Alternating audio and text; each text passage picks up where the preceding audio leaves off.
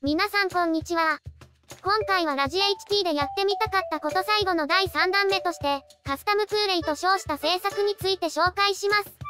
これまでの製作で PC 水冷用のラジエータを改造、ヒートタイプ化し、空冷 CPU クーラーとして動かせるようにしてきました。そしてその製作の名前を、ラジエータをヒートタイプにした、という点からラジ HT と呼ぶことにしたのですが、名前にはもう一つ考えていた案がありました。それがカスタムクーレイです。前回までの制作や動作確認でやってきたことですが、ラジ HT では構成するパーツを組み替えることで構造を大きく変化できたり、熱輸送を行う冷媒の種類や量を自由に設定できました。これはやっていない要素ですが、やろうと思えば沸騰が生じる金属ブロックも変更できます。こんな感じで変更できる部分が多かったのでカスタムできる空冷、略してカスタムクーレイと呼ぼうかと考えていたんです。本格水冷の別の呼び方でカスタム水冷があったので、それをもじった感じですね。そんなことを考えましたが、同時に違和感も少しありました。この制作物はカスタム水冷ほどパーツの組み替えが簡単じゃないんです。いや、パーツさえあればただネジを締めたり緩めたりするだけなんですが、そもそも使っているほとんどのパーツが自作です。ヒートタイプとしてしっかり動けるようにパーツを一から設計して作って、ラジエータ自体にも加工を施しました。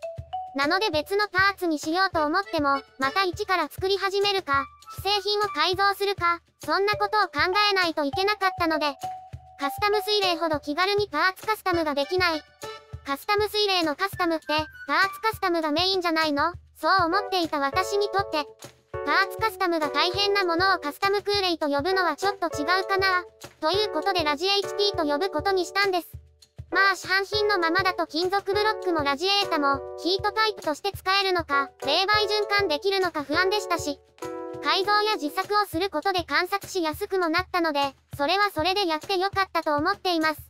だけど、カスタムクーレイって名前も新鮮な感じがするし、使いたいな、なんて思ってしまい今回の制作を行いました。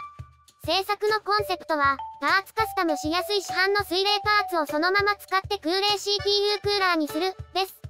空冷の一要素であるヒートタイプを作るにあたり、一部では専用の配管部品も使っていますが、これも市販品。改造せずに使っています。こんな感じでパーツカスタムしやすい状態を保ちつつ、空冷 CPU クーラーとしての動作を目指しました。ここからは詳細として、カスタムクーレイの構造について紹介していきます。ひとまず大切なことから、今回制作したカスタムクーレイでは、水冷なら不可欠なポンプを使いませんでした。いや空冷なんだからポンプを使わないというのはある意味当然のことなんですが、ポンプを使わなかったために他のパーツの選定時や配管の構築では考慮が必要だったので、先に紹介しておきます。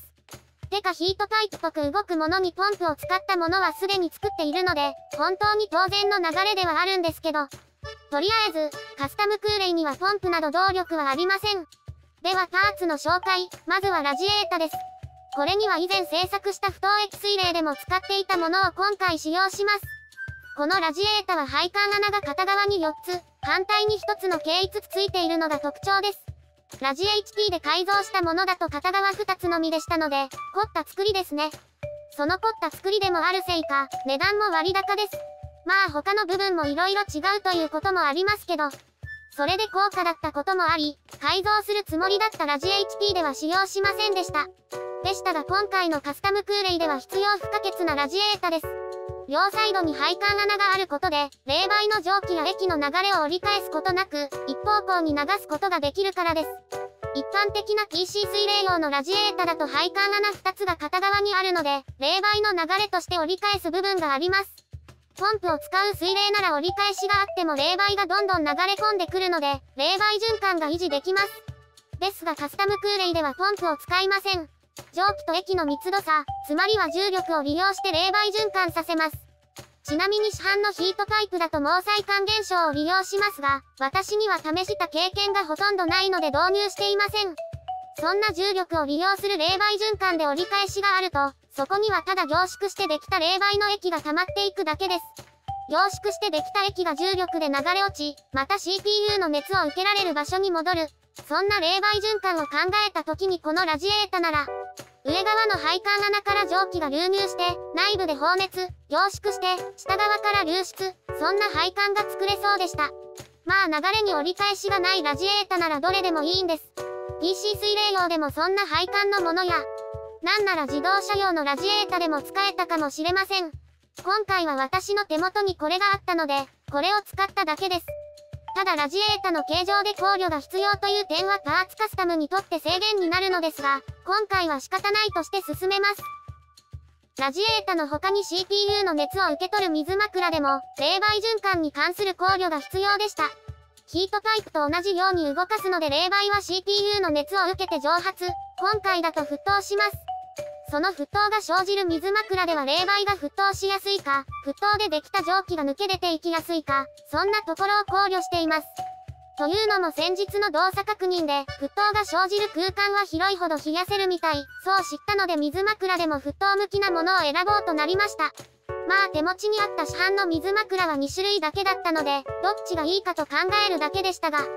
今回はルーロがシンプルそうな水枕を使うことにしました。今見返すともう一つの水枕でも良かったかも、なんて思ったりもしますが、その話は最後にするとしましょう。ここからは実際にパーツを組み立てながら紹介していきます。まずは CPU の上に水枕を設置して、前回と同じように、今回も PC ごと横倒しにします。これで水枕内の冷媒循環として、下の配管穴から冷媒の液、上から沸騰で生じた蒸気がそれぞれ流れるように配置できました。上に蒸気、下に液というのはラジエータと同じですが、流れる方向は逆になっていますね。で、横倒しにした PC のフレームに、事前にラジエータと連結しておいた追加フレームを設置します。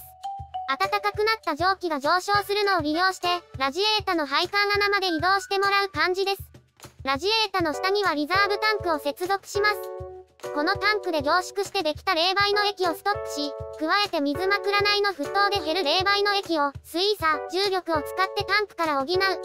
そんな配置にしました。パーツの配置や配管の仕方、冷媒の量がカスタム空冷における動作の安定性に関わってきそうです。ちなみに今回試す冷媒の量はリザーブタンクの半分くらいまで充填と、満タンまで充填の2パターンをやっています。さらに冷媒の種類もこれまでの製作と同じように精製水と洗剤水の2種類。精製水はいわゆる水で、洗剤水はその精製水に食器洗い洗剤を溶かしたものです。冷媒の種類と量を掛け合わせると計4パターンを試しました。まずは冷媒に精製水、量はタンクの半分くらいの条件から紹介します。配管内を密閉、低圧化した後、冷媒として事前に煮沸脱気しておいた精製水を注入します。タンクの半分ほどまで注水しましたが、水枕では満水近くまで来ました。水位がどこにどのくらい来るかはパーツの構成や配置によって決まるので、ここは要調整というか、自由に決められる要素ですね。冷媒を注入できてしまえば、もうカスタム空冷としては準備完了。あとは PC を使っての動作確認となりますが、その前に改めて全体を見返すと、なんだか水冷っぽい見た目ですね。まあカスタム空冷と呼んでいますが水冷パーツを多用しましたし、実際のところもポンプがなくて配管内が低圧になっている以外は、水冷と似た構成や構造です。ということは無動力水冷と呼んだ方が見た目にも合っているかも。いやこれで動作、冷却ができればヒートパイプと同じように相変加熱輸送ができたと言えるはず。そうすれば空冷と名乗っても大丈夫と信じます。では PC を使って動作確認していきましょう。電源スイッチを押してしばらくすると、水枕の中では冷媒が沸騰し始めます。配管内の低圧化、冷媒の低沸点化は問題ないようですね。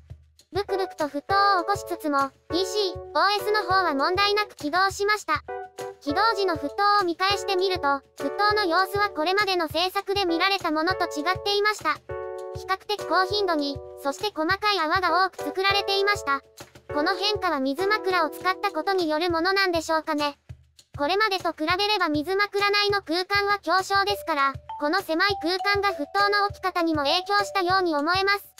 PC 起動後、アイドル状態での CPU 温度を見てみると29度。普通に冷えていますね。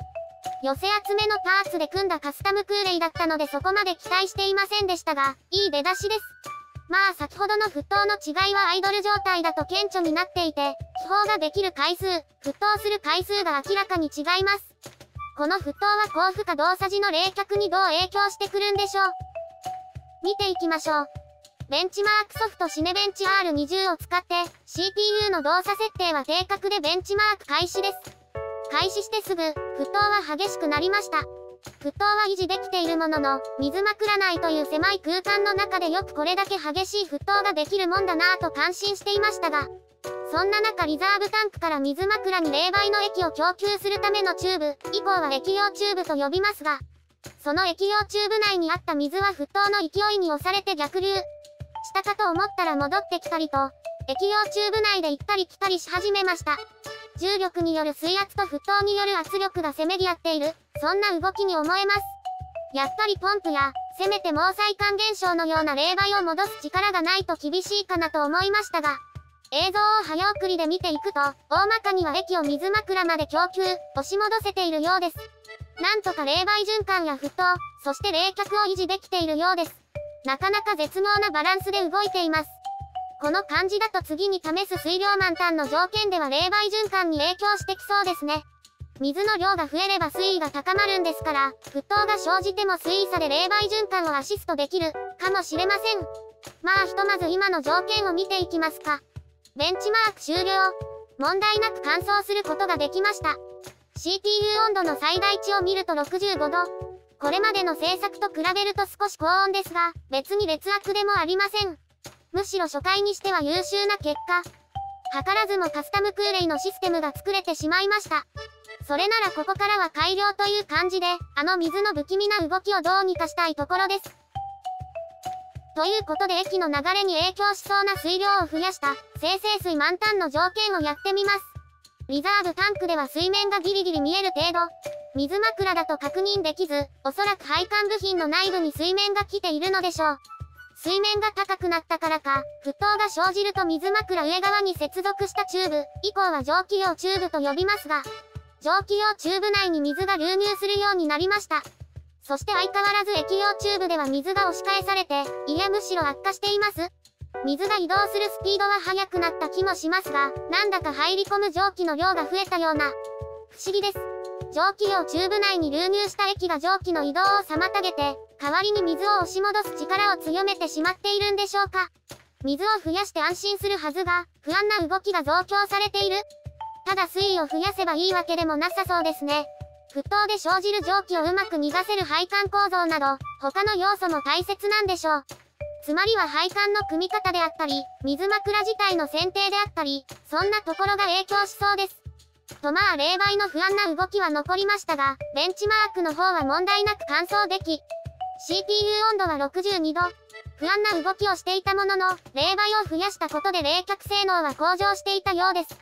もしかすると、蒸気用チューブ内に流入した水は最初こそ蒸気の移動を邪魔したかもしれませんが、沸騰が激しくなり、水枕内の液が減り始めた時には水位も低下してちょうどいい水位に。それでいてリザーブタンク側の水位は高いままで水位差を大きく取れる分、液を安定して供給していたら嬉しいですね。無理に考えた話なのでほぼ妄想ですが、いずれにしても水位を増やしたことで冷却性能は向上して、追加で行った2回の定格ベンチマークでも問題ありませんでした。計3回の定格ベンチマークで大丈夫でしたし、これまでもやっているオーバークロック設定でさらにベンチマーク。といった時に問題が発生しました。水枕内で起きていた沸騰が徐々に収まっていき、沸騰が少ないにもかかわらず液の供給はギリギリできていない。絶妙に悪い状態が続いてしまい、そうする間にも CPU 温度は上昇して、最終的には CPU 温度81度。ベンチマーク自体は乾燥できましたが、一時的に冷却不全な状態が生じました。なぜ液が供給できなかったのだろうと思い映像を見返してみると、また怪しげな水の動きがありました。蒸気用チューブの上側に接続された配管部品から水が見え隠れしています。もしかしたらこの配管部品の中で水が滞留しちゃって、ここでも蒸気の移動が妨げられたかも。水の流入の影響なんですかね。定格では良い感じに冷やせていた生成水満タンの条件ですが、オーバークロック設定で81度。これまでの製作と比べて10度近く高くなってしまいました。なんだかんだ言っても冷媒循環には難が残ったままのようです。多分ちょうどいい水量や良い感じの配管の組み方ができれば、安定して冷媒循環、冷やせるようになるかもしれません。ですがそこまで調整するつもりがなかったので、冷媒、精製水の条件はこれで終わりです。次に洗剤を溶かした洗剤水の条件で動作確認します。洗剤水はこれまでの製作でも試してきた冷媒です。洗剤に含まれる界面活性剤が冷媒の表面張力を低下させるので、表面張力の変化が沸騰にも影響するのか、冷却性能が向上すると分かっています。さらに最近だと冷媒循環にも良いのか悪いのかよくわからない影響を及ぼすと分かったので、それらの変化がこのカスタムクーレイでいい方向に行ってくれれば、なんて淡い期待を持ちつつ動作確認しました。試した水量は先ほど同様にリザーブタンクの半分と満タンの2条件なんですが、似たような内容を繰り返すので、結果の良かった方、水量満タンの条件のみ紹介します。まあ、実は冷媒を変える際に異なる冷媒同士が混ざらないように一度解体、清掃、乾燥させて、その後もう一度配管を組み直した時、何を思ったかちょっと配管を変えてしまったので、純粋に冷媒を変えただけの条件でもないんですが、そこはスルーして話を進めます。洗剤水満タンの条件でも相変わらず沸騰は激しく、蒸気用チューブ内には水は流入。液用チューブでも水が行ったり来たりしていました。大雑把に言えば大して変わっていないのですが、詳しく見ていくとちょっとずつ違いがあります。水枕内の沸騰は気泡の形が変わったのか、どことなく気泡が薄いような見た目になった気がしますし、蒸気用チューブ内に入った水も表面張力が違うからか、液滴の形、水膜の形が違います。こっちも薄い感じがしますね。液用チューブの水はなんか動きが速く、スムーズになっていました。界面活性剤のおかげでツルツルって感じでしょうか。こうちょっとずつですが洗剤を混ぜたことによる影響があったようです。